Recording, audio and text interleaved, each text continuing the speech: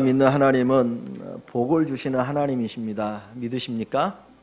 예, 우리는 하나님께 복 받기 위해서 예수를 믿는 줄 압니다. 우리의 저주를 하나님이 담당하시고 친히 우리에게 복을 주셨습니다. 그래서 우리가 예수를 믿게 되고 또 천국 가게 되는 놀라운 은총을 경험합니다. 하나님은 아담을 창조하시고 아담에게 복을 주십니다. 안식일을 세우시고 안식일 날 복을 주셨습니다. 아브라함을 부르실 때도 아브라함에게 복을 주셨습니다. 그리고 그를 복덩이로 만드십니다. 하나님은 복 주시기를 원하십니다. 우리가 그릇만 준비되어지면 하나님이 주시는 복을 마음껏 받아 누릴 수가 있을 줄 압니다. 오늘 본문의 말씀은 이스라엘 백성들이 애굽에서 번성하는 축복을 보여주고 있습니다. 그 7절 말씀에 보시면 이스라엘 자손은 생육하고 불어나 번성하고 매우 강하여 온 땅에 가득하게 되었더라 말씀합니다. 또 12절 말씀에는 그러나 학대를 받을수록 더욱 번성하여 퍼져 나가니 말씀합니다. 20절 말씀에도 하나님이 그 산파들에게 은혜를 베푸시니 그 백성은 번성하고 매우 강해지니라 말씀합니다. 하나님께서 이스라엘 백성들을 번성케 하십니다. 오늘 저와 여러분들 우리 모든 일광의 식구들을 복 주시고 번성케 하실 것을 믿으실 수 있으시기를 주의 이름으로 간절히 축원합니다. 하나님 복 주시는 분입니다. 2015년도를 시작하면서 우리가 복을 받기를 원합니다. 2015년도에 어떤 말씀을 가지고 함께 은혜를 나눌까 고민했습니다. 그러다가 이 출애굽기의 말씀을 같이 나누는 것이 필요하다라고 생각을 하게 되었고요. 이 출애굽기를 통해서 우리가 뭐를 볼 수 있을까? 이 출애굽기를 통해서 우리가 정말 깊이 깨닫는 것이 무엇일까 생각하다가 하나님이 깨닫게 하신 것이 있는데 바로 옆에 있는 말씀입니다. 보라, 뭘 보라고요? 하나님의 능력을 보라. 이 출애굽기를 통해서 우리가 새롭게 하나님의 능력을 경험하기를 원합니다. 출애굽기만큼 하나님의 능력이 드러난 성경이 별로 없는 것 같아요. 출애굽기 속에서 우리가 살아계신 하나님의 능력을 체험할 수 있고요. 우리에게 복 주신 하나님을 체험할 수가 있습니다. 오늘 본문의 말씀은 이스라엘 백성들의 번성을 우리에게 보여줍니다. 하나님께서 이스라엘 백성들을 번성케 하시는데 그 하나님 주시는 복, 하나님 주시는 번성함은 어떤 모습인가 오늘 몇 가지 생각해 볼 수 있습니다. 첫째는 기적적인 번성입니다. 다른 말로 하면 우리의 생각을 초월하는 번성의 복을 하나님이 주신다는 겁니다. 우리가 읽은 본문 5절 말씀에 보니까 이 애굽에 내려간 이스라엘 백성들의 숫자가 나옵니다. 야곱의 허리에서 나온 사람이 모두 72요 그랬어요. 이 야곱의 12아들이 있었는데 이 야곱의 12아들 그리고 손자들이 애굽에 내려갑니다. 기근으로 인해서 가나안 땅에 살 수 없으니까 하나님이 애굽에 내려가라. 그래서 애굽에서 살게 되는데 몇 명이 내려갔다고요? 70명이 내려갑니다. 그런데 약 400년이 지났을 때 민수기 1장에 보니까 그 애굽에서 번성한 이스라엘 백성들의 숫자가 나옵니다. 장정 남자만 60만 3,550명이다 그랬어요. 70명이 60만 3,550명이 되는데 그것도 남자 장정만. 그러면 여자들 아이들을 합치면 몇 명이나 될까요? 보통 여자가 남자보다 오래 살죠? 또 아이들은 많이 낳죠. 그러면 아이들까지 다 합치면 200만에서 300만이 됩니다. 70명이 200에서 300만이 되는 번성의 복을 받게 된다는 겁니다. 서울의 인구가 몇 명이라고 얘기합니까? 약 1,000만 명 정도로 이야기하죠. 그러면 서울 인구의 5분의 1이에요. 성북구 인구를 50만으로 잡으면 성북구의 4배가 되는 어마어마한 사람들로 불어났다는 거예요. 여러분 상상이 가십니까? 애굽의 나그네로 갔는데 거기에서 400년이 지나고 나니까 200에 300만이 되는 어마어마한 인구로 불어났어요. 그래서 오늘 말씀해 보니까 애굽의 왕이 오히려 이스라엘 백성들을 두려워했다라고 이야기합니다. 하나님이 우리에게 주시는 복은 우리의 생각을 초월해요. 이 정도 복 주시면 되겠지. 근데 하나님은 그것으로 만족하지 않으셔요. 그 이상의 복을 주시는 분입니다. 이스라엘 민족은 누구의 후손입니까? 이스라엘 민족은 누구의 후손이죠? 아브라함의 후손이죠. 아브라함이 원래 갈대아 우르라고 하는 곳에서 살았다가 하나님이 부르심을 받아서 가나안 땅에 와서 살거든요. 그때 아브라함에게는 자식이 없었습니다. 하나님 부름 받을 때 75세의 나이였거든요. 그때 하나님이 아브라함에게 말씀합니다. 내가 너에게 아들을 줄 것이다. 내가 너의 자손을 하늘의 별과 같고 바다의 모래 같게 하리라. 지금 자식 하나 없는 아브라함이거든요. 그래서 하나님이 뭐라고 말하냐면, 하나님 내 종 엘리에셀이 있는데 이 사람이 참 성격도 좋고 충실하니까 그냥 양자로 삼아서 내가 살겠습니다. 그러나 하나님은 아니라는 거예요. 내가 반드시 너에게 아들을 주리라. 큰 민족을 이루게 하리라. 그래서 100세가 되었을 때 아들 이삭을 주었고, 그 이삭의 후손으로 이스라엘 백성들이 민족을 이루는데 몇 명이요? 200만에서 300만. 상상이 가지 않아요. 하나님이 우리에게 주시는 그 은혜, 그 축복은 우리의 생각을 초월합니다. 제가 재작년인가 한번 이렇게 이제 차를 타고 저 경상도 쪽을 간 적이 있습니다. 그 산청인가 하는 곳에 갔더니 거기는 정말 감이 많이 나더라고요. 그 길가에 마치 그냥 무슨 가로수처럼 감나무를 심어놨는데 마침 가을이었습니다. 근데 그 감이 열렸는데 진짜 가지가 휘어지고 부러질 정도로 감들이 어마어마하게 열렸더라고요. 정말 그 감나무 하나에 몇백 개의 감이 열린 것 같아요. 제가 쉬어보진 않았지만, 야, 탄식했습니다. 어떻게 감나무에서 이렇게 많이 감이 열릴까? 근데 하나님이 주시는 복은 그 이상입니다. 70이 200만이 된다니까요. 한번 여러분 몇 배인가 한번 계산해 보십시오. 그게 상상이 갑니까? 웬만하면 70명이 내려갔으면 도태될 수밖에 없어요. 애굽에는 수많은 사람들이 모여 살고 있고요. 거기는 자기들이 살던 땅도 아니고 이방의 땅 아닙니까? 그러면 도태돼야 돼요. 혈통도 다 잃어버려야 돼요. 그런데 그 속에서 번성해서 70이 200만이 되어집니다. 이게 하나님이 우리에게 주시는 복이에요. 그래서 그 고린도 전서에 보면 하나님이 약한 자를 들어서 강한 자를 부끄럽게 하시고, 하나님 미련한 자를 들어서 지혜로운 자를 부끄럽게 하신다는 거예요. 저 사람이 인간 노릇할 수 있을까? 정말 사람이 될 수 있을까? 그런 사람을 하나님이 놀랍게 쓰셔요. 야, 어떻게 저렇게 바뀌지? 대단하다. 그래서 오늘날 세상은 개천에서 용난다라고 하는 이야기가 사라진다고 하잖아요. 그러나 예수 믿는 사람들에게 하나님 복을 주시면 개천에서 용이 나는 그런 기적 같은 일들이 반드시 일어날 것을 믿으시기를 바랍니다. 하나님 복 주시는 분이에요. 우리가 생각할 수 없는 어마어마한 복을 반드시 주실 줄 믿습니다. 2015년도를 시작하면서 하나님 내게 복 주실 것을 믿고 기대하실 수 있기를 주의 이름으로 간절히 축원합니다. 그런데 이스라엘 백성들이 애굽에서 번성하다 보니까 무슨 일이 생기냐면, 이 왕이, 애굽의 왕이 이스라엘 백성들을 억압하고 학대하기 시작합니다. 자, 8절 말씀에서 10절 말씀 한번 읽어볼까요? 8절에서 10절. 요셉을 알지 못하는 새 왕이 일어나 애굽을 다스리더니 그가 그 백성이 이르되 이 백성 이스라엘 자손이 우리보다 많고 강하다. 자, 우리가 그들에게 대하여 지혜롭게 하자. 두렵건대 그들이 더 많게 되면 전쟁이 일어날 때 우리 대적과 합하여 우리와 싸우고 이 땅에서 떠날까 하노라 하고 그랬습니다. 지금 애굽 왕이 염려와 근심하고 걱정하는 건 뭡니까? 애굽의 이방 민족이 침입할 때에 이 이스라엘 백성들이 그들과 합세하여 자기들을 칠까 두려워한다는 거예요. 그리고 나서 무슨 일을 합니까? 11절에 보면 감독들을 그들을 위해 세우고 그들에게 무거운 짐을 지워 괴롭게 하여 그들에게 바로를 위하여 국고성, 큰 창고를 얘기합니다. 국가의 창고, 비돔과 라암셋을 건축하게 하고요. 12절에 14절 말씀에 보면 어려운 노동으로 그들의 생활을 괴롭게 하니 혹 흙 이기기와 벽돌 굽기와 농사 여러 가지 일이라 그 시키는 일이 모두 엄하였더라 그랬습니다. 자, 한번 보세요. 왜 애굽의 왕이 이스라엘 백성들을 이렇게 고역을 시킬까요? 이렇게 학대를 할까요? 그 이유가 무엇입니까?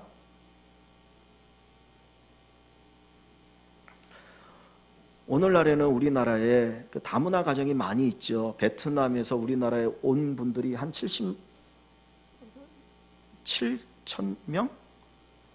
7만 정도 된다 그래요. 또 우리나라 베트남에 간 분들이 한 7만 정도 된다 그러고, 다문화 가정이 어마어마하게 많이 생겼습니다. 근데 제가 어렸을 때는 외국에서 우리나라에 와서 사는 사람들 별로 없었어요. 정말 미국인 얼굴 보기도 쉽지 않았고요. 용산에 가야 한두 번 이렇게 볼까 말까 했거든요.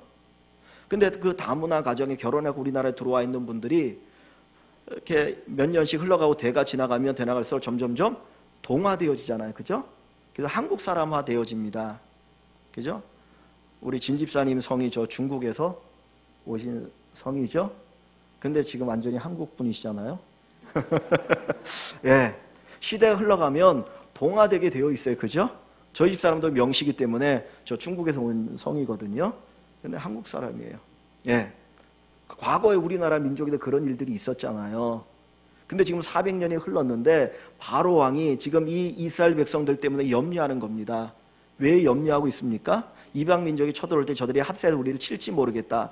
그 이야기는 뭐예요? 이스라엘 백성들이 지금 애굽과 동화가 됐다는 거예요? 안 됐다는 거예요? 동화가 안 됐다는 거예요. 그들은 애굽 땅에 살지만 누구로 살고 있습니까? 하나님의 백성으로, 이스라엘 민족으로 살고 있는 거예요. 이때 하나님께서 이 이스라엘에게 복을 주시고 번성하게 하셨습니다. 우리 같으면 애굽에 동화되어야 우리의 자손이 번져나갈 거라 생각을 하죠. 그런데 하나님은 그게 아니고요. 너희 민족의 순성을 지키고 나 여호와를 믿는 신앙의 순성을 지킬 때 내가 너희에게 복을 준다 말씀하시고 복을 주고 계시는 겁니다.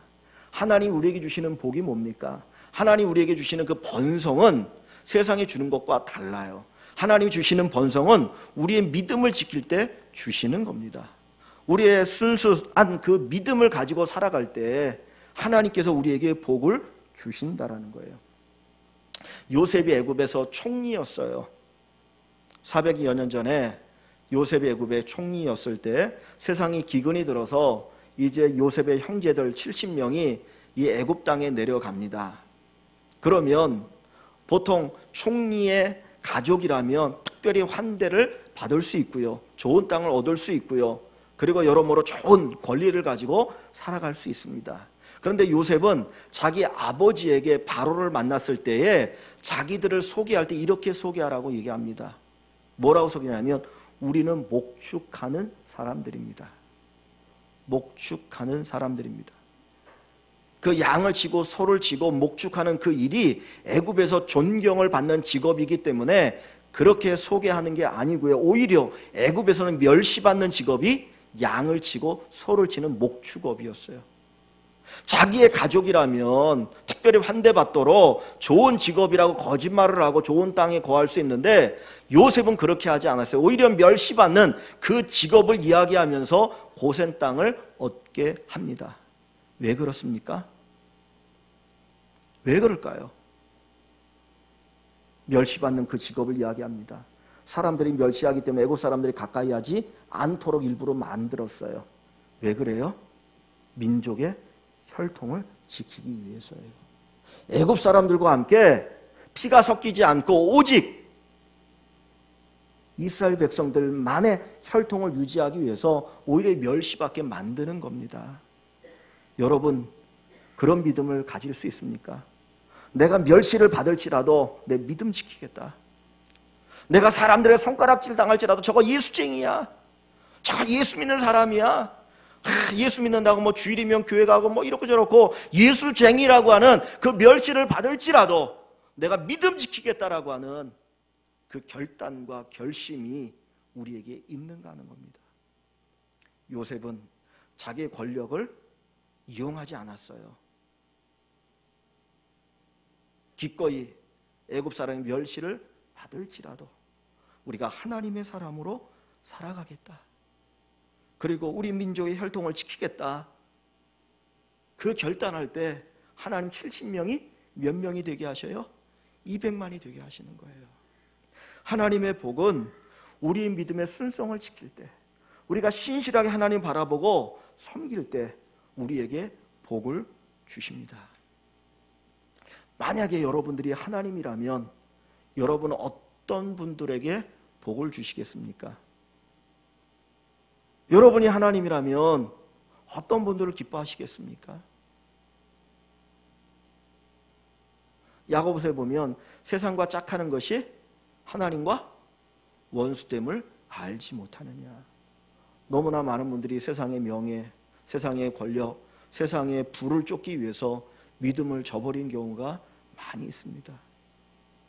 뭔가 조금 얻기 위해서 주일 성소 포기하고 신앙생활 포기하고 세상을 향해 나갑니다. 그런데 나중에 돌아올 때 보면 빈털털이 탕자처럼 돌아올 때가 많이 있더라고요. 하나님은 저와 여러분들이 믿음을 지키고 나갈 때 복 주시는 하나님인 것을 반드시 믿으시기를 바랍니다. 이스라엘 백성들이 애굽에서 나와서 가나안 땅에 들어가죠. 여호수아가 지도자가 되어서 가나안 땅을 정복합니다. 그 이후 400년의 시대를 사사시대라고 이야기해요. 성경에서 가장 불행했던 시대, 가장 암울한 시대가 어디냐? 사사시대예요. 왜 사사시대가 암울하고 비극적인가? 이스라엘 백성이 가나안 땅에 거합니다. 정복을 했습니다. 그러나 완전히 정복하지 못합니다. 그러다 보니까 주변에 있는 나라들과 혼인을 맺는 거예요. 언약을 맺기 시작하는 겁니다. 왜? 편하게 살고 싶어서. 우리가 정략적인 결혼을 하잖아요. 정략을 맺잖아요. 그러니까 이스라엘 백성들도 가나안 땅에 살면서 주변의 나라들과 정략적인 어떤 혼인 관계를 맺고요, 언약을 맺는 거예요. 그런데 그러면 잘 살아야 되고 나라가 발전해야 되는데 사사기를 보면 계속해서 이방에 침입을 당합니다. 오히려 침입당하지 않고 잘 살기 위해서 세상과 타협했는데, 왜? 하나님이 눈을 돌리셨기 때문이에요. 오늘 저와 여러분들은 하나님이 지키는 사람들입니다. 하나님 보시는 백성입니다. 하나님 복을 주셔야 받을 수 있는 사람들입니다. 그렇기 때문에 우리가 온전한 신앙을 가지고 살아야 합니다.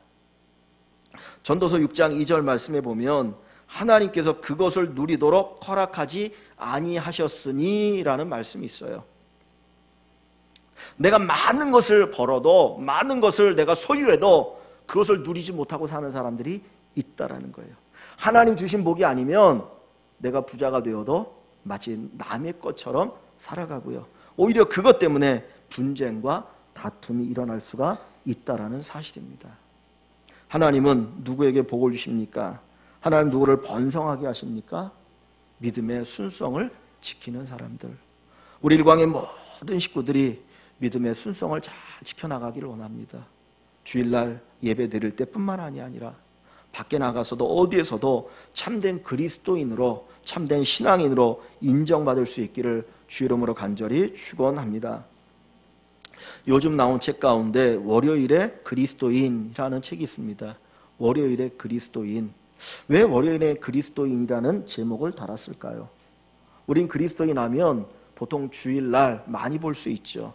저도 교회 올 때 보면 많은 분들이 성경책을 들고 교회를 가는 것을 봅니다. 월요일 날부터 토요일까지는 누가 그리스도인지 아닌지 잘 분간이 되지 않아요. 그런데 평일날 그리스도인인 사람이 진짜 그리스도인이죠. 하나님 우리에게 복 주시는 분은 어떤 분입니까? 평일의 삶 속에서 그리스도인으로 살아가는 사람들이에요. 내가 직장에 있든 가정에 있든 내가 재물을 다루든 무엇을 하든지 간에 그리스도인으로 믿음을 가지고 살아가는 성도 여러분에게 하나님은 복을 주실 줄 믿습니다.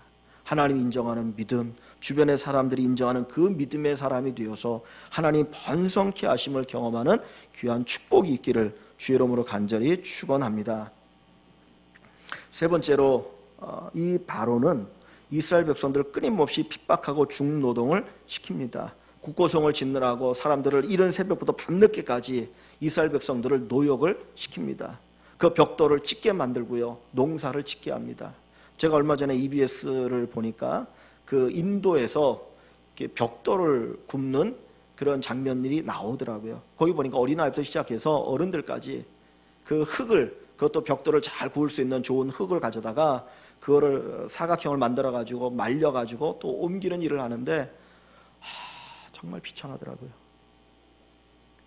농사를 지을 수 없을 때, 일거리가 없을 때 거기에 와서 벽돌을 굽는데 집을 나와서 몇 달 동안 거기에서 이렇게 정말 텐트 같은 아주 열악한 환경에서 먹고 살면서 아이들부터 어른들까지 벽돌을 굽는 거예요. 근데 애굽 당시에 이스라엘 백성들이 벽돌 굽는 일에 동원되어진 걸 생각해 보십시오. 얼마나 비참합니까? 가벼운 것도 아니고 흙을 짊어지고 옮긴다는 일은 어마어마하게 힘든 거예요. 그런 고역을 바로로부터 지금 받고 있습니다. 왜? 민족이 번성하지 못하도록 하기 위해서. 그래도 숫자가 점점 늘어나는 거예요. 그러다 보니까 바로가 어떻게 하면 좋을까 그러다가 한 가지 방법을 내세웠는데, 산파. 옛날에는 이제 그 아이를 낳을 때 옆에서 받아주는 분들이 있었죠. 산파인데 그 산파들을 불렀습니다. 누구입니까? 시프라하고 부하라고 하는 두 산파를 불러다가 너희가 이스라엘 여인들이 아이를 낳을 때 아이를 받지 않느냐? 내가 너에게 엄하게 명령하는데 만약에 남자아이를 낳으면 죽여라. 여자아이면 살려줘라. 애굽 왕의 명령입니다. 이거 웬만한 사람의 명령도 들어야 되는데 왕이 직접 불러서 명령을 내릴 때는 반드시 들어야 되는 명령이에요. 이 여인들이 얼마나 고민했는지 모릅니다. 그러고 나서 이제 히브리 여인들이, 이스라엘 여인들이 아이를 낳을 때 거기 가서 아이를 받아주는 거예요. 근데 가서 보니까 딸을 낳는 가정도 있지만 아들을 낳는 가정도 있어요. 죽여야 될까? 살려야 될까? 그때 하나님께서 그들의 마음에 감동을 줍니다. 살려라. 내가 너희 지켜줄게. 살려라. 이 산파들이 하나님을 두려워하는 마음으로 그 아이들을 살려주는 거예요. 근데 하나 둘 정도면 이해가 될 수 있잖아요. 어느 동네에서 남자아이가 하나 둘 태어났는데 그 아이가 살았다. 그거는 가능해요. 근데 이 산파들이 가는 곳마다 다 남자아이가 살거든요. 왕이 불렀어요. 야, 어떻게 된 거냐? 어떻게 된 거냐? 자칫 잘못하면 목숨이 위태로운 상황입니다. 그런데 이 히브리 산파들이 하는 이야기가, 히브리 여인들은 건장해서 저희가 가기 전에 이미 아이를 낳았습니다. 그래서 죽일 수가 없었습니다.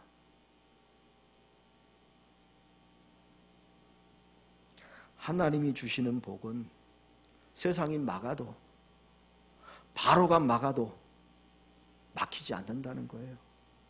하나님께서 우리에게 복을 주실 때 평탄한 환경에서만 복 주시는 게 아닙니다.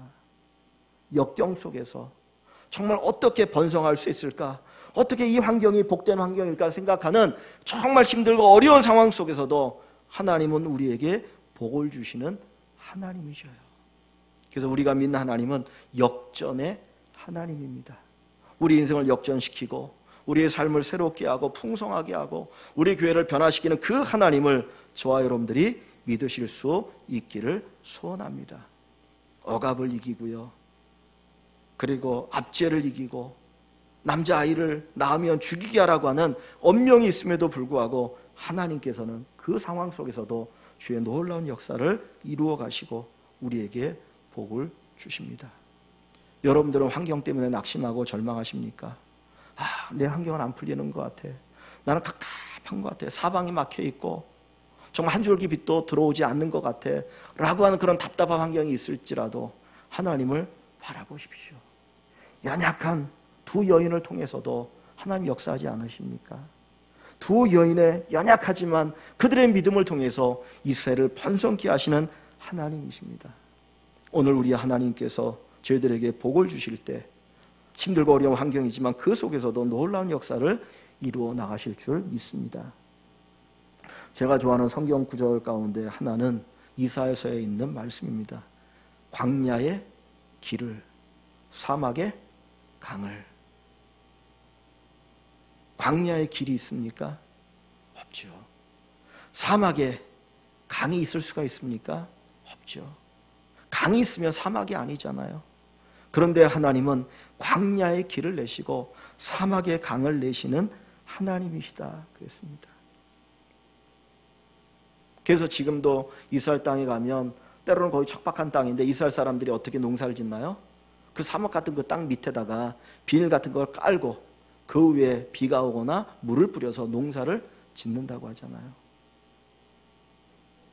하나님은 우리의 열악한 환경 속에서도 복을 주시는 하나님이십니다.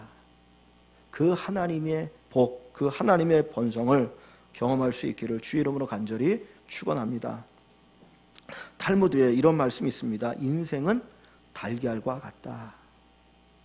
인생은 달걀과 같다. 왜 인생을 달걀에 비유할까요? 대부분의 것들은 열이 올라가면 다 녹습니다. 그죠? 설탕도 열을 받으면 녹아지죠. 액체가 되어지죠. 근데 달걀은 열을 받으면 받을수록 뭐가 됩니까? 고체가 되고 단단해져요. 우리 인생도 마찬가지라는 거예요. 고난을 받으면, 역경을 당하면 오히려 더욱더 단단하게 하시는 것이 하나님의 은혜요, 하나님의 백성입니다. 하나님 어떻게 보면 연단 속에서, 고난 속에서 우리에게 복을 주시는 하나님이십니다. 하나님 복 주려고 하면 바로의, 애굽의 바로도 세상에 그 어떤 것도 막을 수가 없다라는 거예요. 빌리 그레엄 목사님 쓰신 책 가운데 소망, 그 상한 마음을 위하여라는 책이 있습니다. 여기 보면 한 여인의 이야기가 나옵니다. 이 여인이 교통사고를 당했는데 술에 취한 음주운전자로 인해서 교통사고를 당했습니다. 차가 불이 나면서 이 여인이 큰 상해를 입었는데 6주간 동안 혼수 상태에 빠졌습니다. 그리고 나서 깨어난 후에 이제 수술을 받았는데 70번 수술을 받았다고 합니다. 얼마나 고통스럽습니까? 절망이고 낙심입니다. 삶의 의미를 찾을 수가 없습니다. 병원에서 태어나고 그가 집 안에 들어갔는데 방을 나오지 않고 7년 동안 방 안에 갇혀서 살았다고 합니다. 말이 7년이지 한번 생각해 보십시오. 완전히 세상과 단절하고 자기 안에 갇혀서 방에 갇혀서 살았던 여인입니다. 그런데 어느 날 TV를 틀었는데 거기에 빌리 그레엄 목사님의 설교가 들렸습니다. 그 설교를 듣고 거기서 주님을 만나고 새로운 변화를 경험하게 되었습니다. 그리고 자기의 모든 걸 박차고 세상으로 나왔습니다. 그리고 그가 찾아간 것이 어디냐면 재활센터였습니다. 자기처럼 사고로 고통을 당하고 장애를 입은 그들에게 다가가서 그들을 돕는 일을 하게 되었고, 그가 고백하기를 정말 내가 축복된 생애를 살게 되었다라고 고백하였습니다. 하나님은 좋은 환경뿐만 아니라 순탄하지 않은 역경 속에서도 우리에게 복을 주시는 분입니다. 복 받을 수 없는 환경에서 복을 주시는 하나님이에요. 그래서 출애굽기의 주제가 뭡니까? 내가 여호와인 줄 알라. 내가 여호와인 줄 알라. 출애굽기 곳곳마다 하나님께서 내가 여호와인 줄 알라. 어떻게 우리가 하나님이 여호와인 줄 압니까? 하나님 걸 압니까? 하나님의 능력을 통해서 아는 거예요. 보라 하나님의 능력을. 보라 하나님의 능력을. 오늘 예배한 우리 모든 일광의 식구들이 하나님의 능력을 보시길 원합니다. 능력의 하나님을 보시길 바랍니다. 복 주신 하나님을 바라보길 원합니다. 보라 하나님의 능력을. 믿으십시오. 하나님 복 주십니다. 믿으십시오. 하나님 능력으로 역사하십니다. 올 2015년도에 하나님께서 저와 여러분들의 놀라운 축복으로 함께 하시를 믿는 우리 일광의 모든 식구들 되시기를 주의 이름으로 간절히 축원합니다. 우리 이 시간 말씀을 생각하면서 같이 기도합니다.